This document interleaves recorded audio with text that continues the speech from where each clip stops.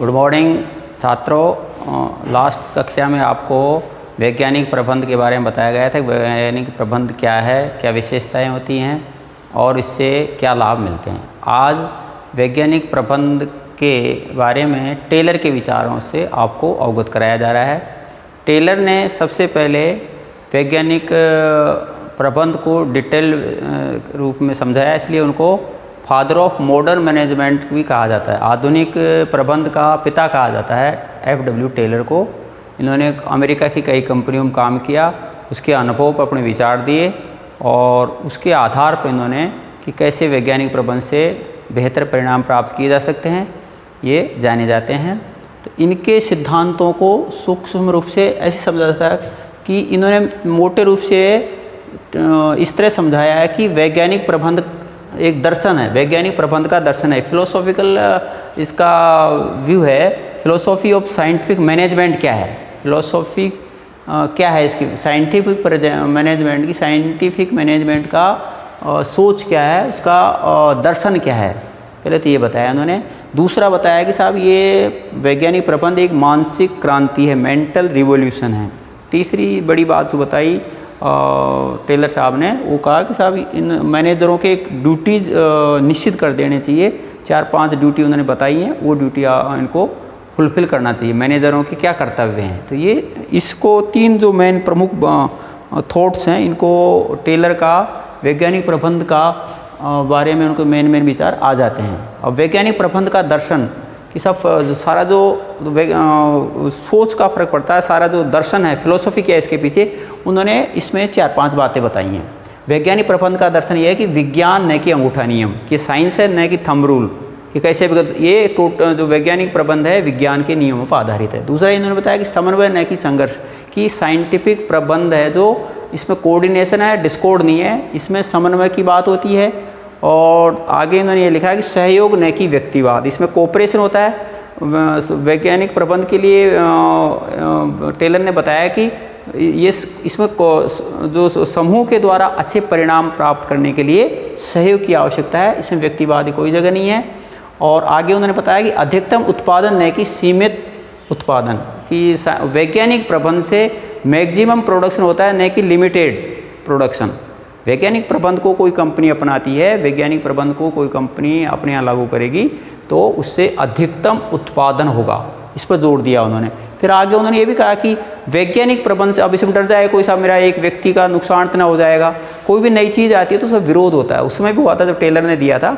तो टेलर के आज से करीब 1884 के आसपास में जो सिद्धांत दिए थे, तो प्रत्येक व्यक्ति का उसकी अधिकतम कुशलता एवं समृद्धि तक विकास, की वैज्ञानिक प्रबंध को अपनाने से प्रत्येक व्यक्ति का उसकी अधिकतम कुशलता एवं समृद्धि तक विकास होता है। ये इन्होंने वैज्ञानिक प्रबंध का दर्शन बताया, सोच बताया, फिलोसॉफी क्या है, आदमी सोचने का तरीका क्या है, ऐसे वैज्ञानिक प्रबंध का क्या मीनिंग है, ये उन्होंने इन 4-5 बातों में बताया है। आगे फिर उन्होंने कहा कि ये जो वैज्ञानिक प्रबंध है ये मेंटल रिवॉल्यूशन है, मानसिक क्रांति है। इसमें 2 शब्द है, मानसिक और क्रांति। क्रांति का मतलब है आमूल चूल परिवर्तन, और मानसिक जो बुद्धि से संबंध हो, मनस से संबंध हो। तो मानसिक क्रांति का तात्पर्य वैज्ञानिक प्रबंध में ये कहा टेलर ने कि जो नए सिद्धांत हैं जो साइंस पर आधारित है, इसको प्रबंधक और श्रमिक दोनों बहुत अच्छी तरह समझ लें। अदरवाइज तो क्या होगा, उनके अंदर है जो फिर वापस पुराने ढर्रे पे चले जाएंगे। तो ये दोनों अपना जो मानसिक क्रांति, आमूल जो परिवर्तन लाए हैं इसमें, ये उसमें जोड़ दिया है। पूरी तरह जो नए सिद्धांत हैं वैज्ञानिक प्रबंध के, उनको फॉलो किया जाए, उनको पूरे जो विचारों को क्रांति ला दें। तीसरा उन्होंने बताया कि प्रबंधकों के कर्तव्य, कि प्रबंधकों के 4 बड़े कर्तव्य बताए हैं और टेलर ने, उसको इस तरह से समझाया जा सकता है कि टेलर के वैज्ञानिक प्रबंध के सिद्धांत उसमें भी शामिल किया उन्हीं को, तो वो ही आ जाते, रिपीटेशन नहीं होगा। कि विज्ञान के रूप में विकास किया जाए इसका साइंटिफिक मैनेजमेंट का, वैज्ञानिक प्रबंध का विज्ञान के रूप में विकास हो। और दूसरा उन्होंने बताया कि श्रमिक क्या करें, श्रमिकों का चयन, प्रशिक्षण एवं विकास करें। प्रबंधक क्या करें, श्रमिकों का चयन, प्रशिक्षण एवं विकास, और प्रबंध और श्रमिकों में पूर्ण सहयोग होना चाहिए। जैसे यहाँ भी रिपीट होती है एक जगह सहयोग की बात, तो सहयोग होना चाहिए। और चौथा उन्होंने बताया कि प्रबंधकों और श्रमिकों में कार्य और उत्तरदायित्व का समान वितरण, अब ये भी बहुत महत्वपूर्ण है। आपकी जो ड्यूटीज़ है उसके रेस्पॉन्स, उनमें समान वितरण होना चाहिए। ये जो 4 कर्तव्य हैं इसमें शामिल हो जाते हैं कि विज्ञान रूप में विकास करें मैनेजर, फिर उनका जो प्रशिक्षण है श्रमिकों का वो उनका विकास का प्रशिक्षण दें उनको, उनका विकास हो और प्रबंध श्रमिकों को पूर्ण कोऑपरेशन हो।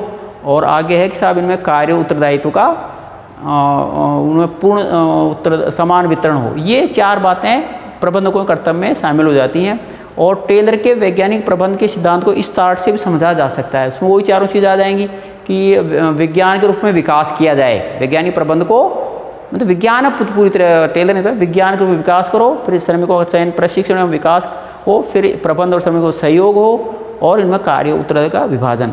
आगे फिर उन्होंने इसको और भी बढ़ाया है कि कार्य अनुमान जो का आधार पर फिर इनमें चयन में वैज्ञानिक विधि का प्रयोग हो, श्रमिकों और प्रबंधकों का एक ही प्रयास हो और इसमें जो क्रियात्मक संगठन हो, प्रयोगात्मक अध्ययन हुए करने चाहिए। टेलर ने बताया आगे चयन के बाद प्रशिक्षण दो, आपसी सहयोग। इस तरह से उन्होंने डिटेल में अपने सिद्धांत दिए हैं कि परिणात्मक मजदूरी मिलनी चाहिए, अनुत्पादक के कार्य बताएं। ये एक टेबल के रूप में जो टेलर के विचार हैं वैज्ञानिक प्रबंध के बारे में वो आ जाते हैं। तो सूक्ष्म रूप से आज वैज्ञानिक प्रबंध के बारे में टेलर के विचारों से अवगत कराया। तो वापस शॉर्ट में कह दूं मैं कि ये एक तरह से वैज्ञानिक प्रबंध क्या है, एक फिलोसॉफी है, एक तरह से दर्शन है, एक तरह से नया सोचने का तरीका है जिसमें मानसिक क्रांति आवश्यक है और प्रबंधकों के कर्तव्य जो 4 आपको बताए हैं उनको फॉलो करने से वैज्ञानिक प्रबंध सफल होता है। तो ये वैज्ञानिक प्रबंध के बारे में टेलर के क्या विचार हैं आपको सूक्ष्म रूप से आज अवगत कर दिया गया। इनको हृदयंगम कर लें। आज इतना ही।